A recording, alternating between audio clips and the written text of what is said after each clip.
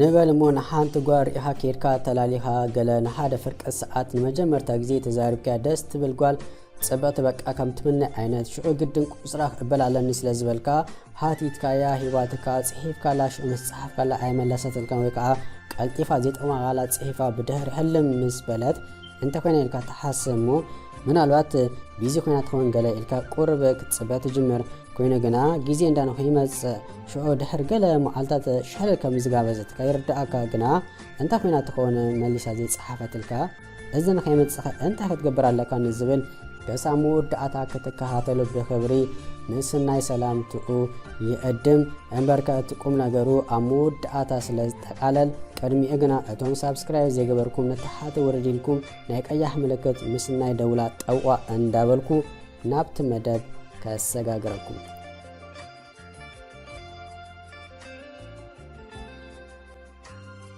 بل أما بزحات يكونات ويجيزي صحيف كلا كنسخة زي ما صحافي مغنات اتفعل ما كتلالا كلها صبق نايمة جمرتات همسات سلازي هدار كالايو رقوتسيو من البات تليفون تفئيوا وي أما آتا تاخت منتخيلا جنا أبتك أدام يتمسات زبالنا أنت تفكيرنا ات مغنات نسخوني خيليو سلازي كوسر تليفون كتقبل كلها صبق نايمة جمرتات همسات هدار لا مكنياتو أبت مجمرتا للاكم نأخانك تفلت زخل أكل جيزي وي زررب سلازي هلوا قدامي كتتكرلو تخيل دقاوي ترقيت كاكوا انت كونا كوينو جنا رحتنا زلو مقلو الأزدار باك تزوترن كوسر موسادة صادفة كمبال انت تقطب كاتمرات سيوم كمون كوسر تليفون كتحاتت كلها إلا ما حكالا جيزي نمرها كمزخونا نتصورة كتقبر الله كتقبر لك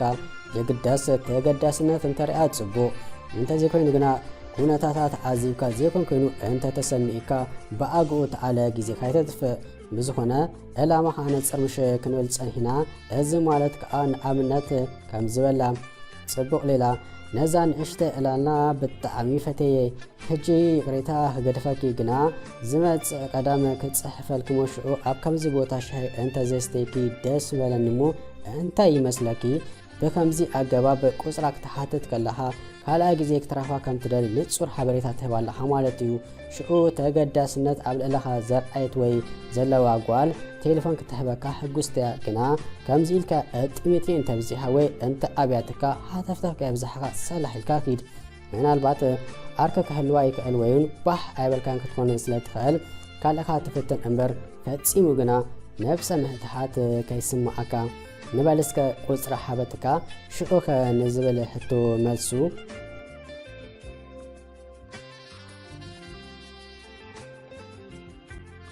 اتملسي ابقب ويتصبق ساعتك تصحف لك تقلالك ازي مالتك زخونة تقول قصر مستهبك كم تدول لوي تصحف لاتيس انتش اتن ميتا ترقص كيرات خيد نسون أحازة قدس يكونن كتستفل اللي زلكا جنا معاستي كون ساعات وي معالت نزبليو انت دعا قصرا وسيركا تقدس كالا لها مالتيو نسان قصرا كبحابتكا أبعد اللي قالون نسان تقدساتك تكون انبركا هذا أوالد كاب كرمي انتراح كترحق إلى قصرا زحباس لزلوا بزخونا أبز جيزي رقص زخون كاي نقر سلازيبلكا أرقابل زبا زحا والد تدليتن تمرستنو كينان كرعا وي كسمعن يفتوي دلين بات حادخ ودي كم ستتصبي ويكا كم زقمت اوكينو كتصالحن ببحر اين سلازي فتوا ناتي تصبيتنا كتحاوسو كتقلالكا سلازي قالطفكا كتصحف لا يبلكان قرب ناتي رقص يرا زوسادتو نجر مش قالو كتنفسلا سلازلكا انت دقا قرمي قرب ساعات تلاليخايا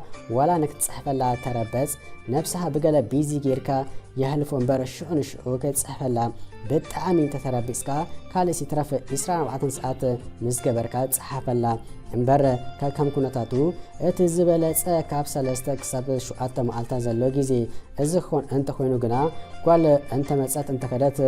زبال اتحاسوا مزهلوكا ترحيو قنا بات خوينو باتي امانا كنا وحيبولون انبركا اتكتلالا كلها تقداسنتا تشعات وي أسرت كباسرت انت كوينو تصغايولو اتي تقداسنتا دحان سخونه انت نيرو غنا كيترساكا امنايتن وحيوم بزخونه دنگيخا مصحفيخا اتكال مخناتك نسخه حدا ناتكا سرا حيوت زلكا سبن بجك اكال اوالد كم تفلت سلازلوايو تصحفلا معالتي اخيلا نبلمو شوخه انت يخا تسدلا እተናይ መጀመርታ ውሁዳት መልእክታት ንጹርን ጽቡቕ ተምሳጥ ዝህራ ኮና ክእል ኣለዎም ተፈተውን ዶ ጸልዓን ዝብል ኣተሓሳባ ንጎኒ ገዲፍካ ፎከስ ዝበለ ናይ ኖርማል ዘረባ ከም መበገሲ ተጠቀም እተፈለማ ከተላለያ ኮለኻ ካብ ዝተዘራረብኩም ገለ መወከሲ ክትወስድ ትኽእል ኢኻ ንኣብነት በገለ ምስ መሓዙተይ ክነዛወር ኢና ኢላትካ እንተ ነይራ ነዚ ሓበሬታ ኣቓልቦ ከም ዝሓብካያ ተጠቂምካ ግና ትሕትና ብዝሓዘለ ቃላት ንኣብነት ሃይ ክስቶ ሽማ ሓዊስካ ማለት ኩሉ ሰላም ዱ ጽቡቕ ጌርኪ ነታ መዓልቲ ምስ መሓዙቲ ኣስተማቐርኪያ ክትኮኒ ተስፋ ገብር እዚ ከዓ በቲ ሓደ ጥቕሙ ዕላል ንከይቋረፅ ክጠቕመካ እዩ ዝኾነ ንክትቀጽል ዝኣክተካ መልእክቲ ፈጺምካ ከይትሰደድ እምበርከ ዋላውካ ኣብቲ መጀመርታ እንተመለሰትልካ ግና ጽሑፋትካ ዘይዋስዑ ኮይኖም ምስ ትረክቦም መጽሓፍ ክትቋርጽ ትኽእል እያ ግና ኣብ ከምዚ ኩነታት ኣይሰንብድ ርግእ በል ኩሉ ነገር ክመሃር እዩ ኩሉ ግዜ ጽቡቕ ዝርርብ ከተካይድ ጽቡቕ እኳ እንተኾነ ኮይኑ ግና ናይ ቴክስት መሴጅ ነጥቡ ናብ ሓቀኛ ህይወታ ንምእታዩ ስለዚ ምስኣ ሻሂዶ ክትሰቲ ገለመለ ከም ትደሊ ኣብቲ መልእክትኻ ንፅረላ ስቂልካ ኪኪኪኪ ዝዓይነቱ ናብ ዝኾነ ዘይወስድ መልእክቲ እንዳሰረርካ ኣሰልቸ ወደ ከይትከውን ድሕር ቁሩብ ምፅሓፍ እቲ ዝሓሸ ቦታ ሰዓትን ፈሊኻ ሻሂ ንከትሰተያ ምዕዳም ግና ኣቀዲምካ ኣበይ ከም ትኸይድ ፈሊጥካ ክትጸንሕ ኣለካ ንስኻ መረጽ ዶ ገለመለ ከይትብላ ኣብ ከምዚኣ ቦታ ኣብ ከምዚ መዓልቲ ሰዓት ክንዲዚ ትብላ ንኣብነት ከምዘ ክትብላ ትኽእል ኢኻ ቀዳም ሓቂ ነፀይ ክትብል ጸኒሕኺ ኣቕል ኣቢና ክንወስዶ እሞ እስከ በዚ ሓድሽ ካፈ ገለ ተኸፊታ ስለ ዘላ ንኺድ ክፍትና ከማን ደልያ ኣለኹ እርግፀኛ ይኮንኩን ምስ ትብለካ ካብ ብቴሌፎን ንሰብ ጽቡቕ ጌርካ ክትፈልጦ ብኣካል ምዝኾን እንዳበልካ ክትኣምና ፈትን ገጽ ንገጽ ክትረአ ከም ትደሊ ንጹር ግበረላ እዚ ግና ጽቡቕ ኣንፈት ምስ ትህበካ ጥራሕ እምበር ግዜ ዘልዮ እንተኾይኑ ወይ ጽቡቕ ጌራ ክትፈልጠካ ምስ ትደሊ ንተወሳኺ ግዜ ንክትፅሓፍ ወይ ንክትደወል ዕድል ሓባ ብዝተረፈ ግና ስቕ ኢልካ ከምዞም ግብሪ ዘይብሎም ኣውዳት ብቴሌፎን ጥራሕ ሚንን ዝብሉ ግዜኻ ይበከንቶ ኣይተባኽን